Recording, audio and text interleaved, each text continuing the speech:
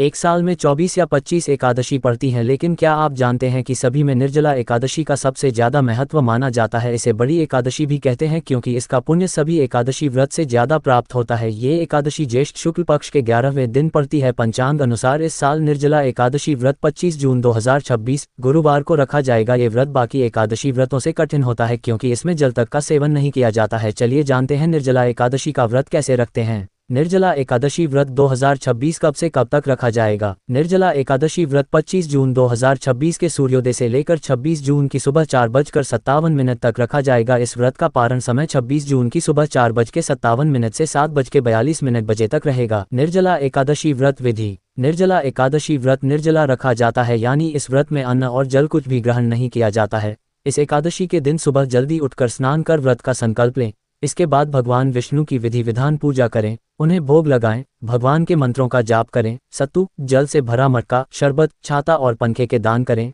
रात भर जागरण करें और फिर अगले दिन सुबह व्रत का पारण करें। भीमसेन ने भी रखा था ये एकादशी व्रत। पांडुपुत्र भीमसेन खाने पीने के बेहद शौकीन थे, जो अपनी भूख को नियंत्रित नहीं कर पाते थे, इसलिए उनके लिए सभी एकादशियों का व्रत रहना लगभग असंभव था। इसी कारण से वे एकादशी व्रत नहीं रह पाते थे, लेकिन उनके बाकी भाई और द्रौपदी पूरी श्रद्धा से ये व्रत किया करते थे। भीमसेन को एकादशी व्रत न करना भगवान विष्णु का अनादर लग रहा था। ऐसे में इस समस्या के समाधान के लिए भीमसेन महर्षि व्यास के पास पहुंचे, जिन्होंने भीम को निर्जला एकादशी व्रत करने की सलाह दी। महर्षि ने भीम से कहा, अगर तुम इस एक एकादशी पर निर्जला व्रत रहते हो तो तुम्हें सभी एकादशियों का पुण्यफल प्राप्त हो जाएगा। इसके बाद भीम ने इस व्रत को रखना शुरू कर दिया। भीम के कारण ही इस एकादशी का नाम भीमसेनी एकादशी पड़ा।